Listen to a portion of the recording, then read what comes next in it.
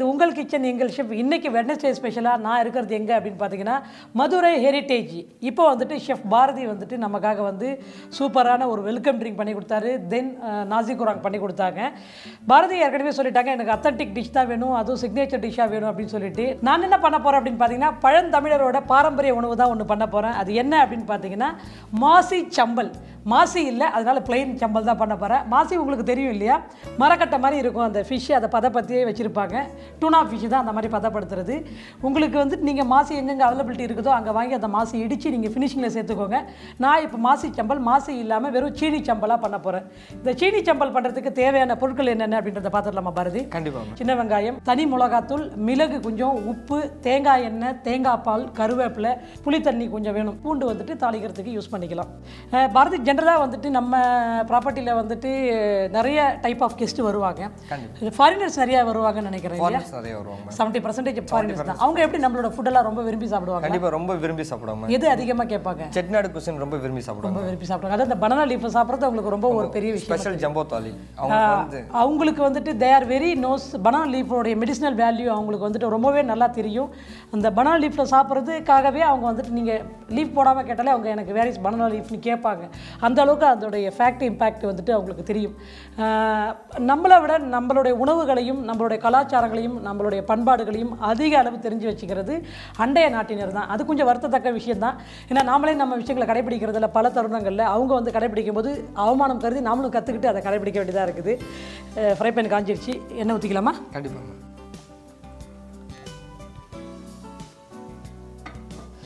Okay, இப்போ வந்துட்டு ஒரு பட்டை, ஒரு ஏலக்காய், ஒரு 2 கார்லிக், சாப்டு கார்லிக், இதுக்கப்புறம் கறி லீஃப்,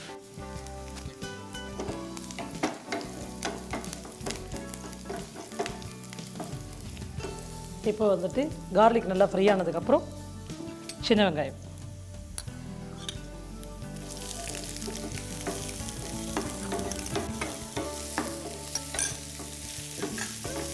வெங்காயம் நல்லா வதங்கணும் இல்லையா? வெங்காயம் நல்லா வதங்கட்டும். பாரதி, இப்போ நீங்கள் வந்துட்டு நிறைய விஷயங்கள் அதாவது விட்டுருங்க, நம்ம கிச்சன் ஆப்ரேஷனு, கெஸ்ட்டு அது எல்லாத்தையும் விட்டுருங்க. இண்டிவிஜுவலாக வீட்டில் யார் சமைப்பா? உங்கள் வீட்டில் அம்மா சமைப்பாங்க. அம்மா ரொம்ப நல்லா சமைப்பாங்க.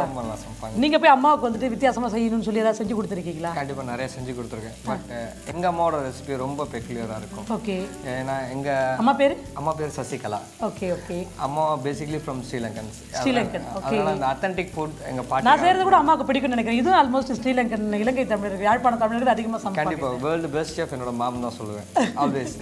நான் மாமோட ஃபுட் என்றைக்குமே வந்து ஸ்பெஷல் தான் ஃபார் த பேபி. அது எங்கள் மாம் ஃபுட் ரொம்ப எனக்கு பிடிக்கும், ரொம்ப பிடிக்கும். Okay, super. அவங்களுக்கு என்ன பண்ணி கொடுத்துருக்கீங்க நீங்கள்?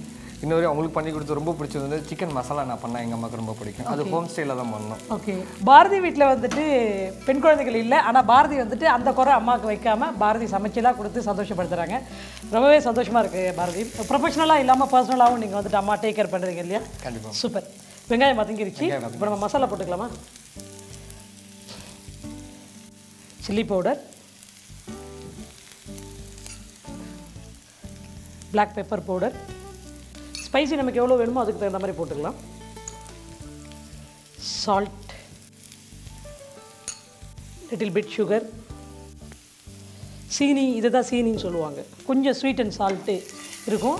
Sweet and sir tamarind bulb கொஞ்சம் அப்போ வந்துட்டு போடுவோம்.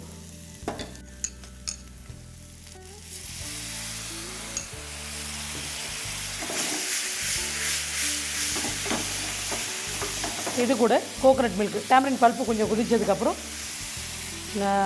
கோகனட் மில்க் வந்துட்டு ஆட் பண்ணிக்கலாம். Fresh coconut milk.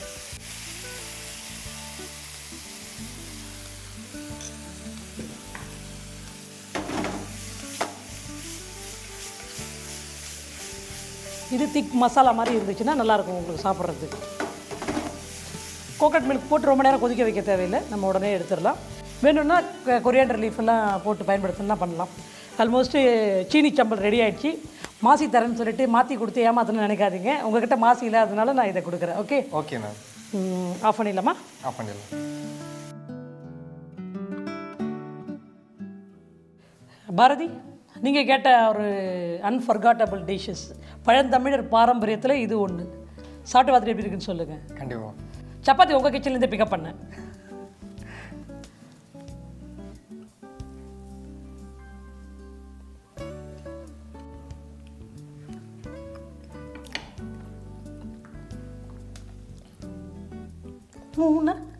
அந்த அத்தன்டிக் ஒரு ஃப்ளேவர், அந்த அரோமா எல்லாமே அப்படியே இருக்கு மேம். கண்டிப்பாக இந்த டிஷ்ஷை எங்கள் ஹோட்டல் ரெசிபி மெனு கார்டில் கண்டிப்பாக அதை இம்ப்ளிமெண்ட் பண்ணுவோம். அப்படியா? Thank you so much.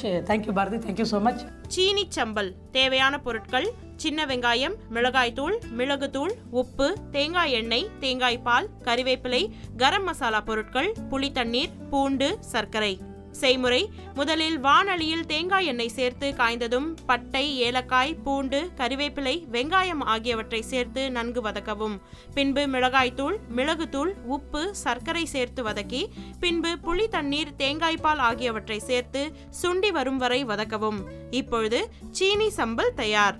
வீவர்ஸ், இன்னைக்கு வந்துட்டு பார்த்தீங்கன்னா இந்த வெட்னஸ்டே ரொம்பவே சூப்பராக ஸ்டார் ஹோட்டல் சமையல்ஸில் வந்து பார்த்தீங்கன்னா சீனி சம்பல், அதுக்கப்புறம் வந்துட்டு ஷெஃப் பண்ணி கொடுத்த நாசி குராங், ஒரு வெல்கம் ட்ரிங்க்கு வாட்டர்மெலன் பிளாசம், ரெண்டுமே பார்த்தீங்க இல்லையா? அந்த ஒரு வெல்கம் ட்ரிங்கோட 2 டிஷ்ஷோட சூப்பராக இன்னைக்கு வெட்னஸ்டே இனிதே நிறைவேறுகிறது.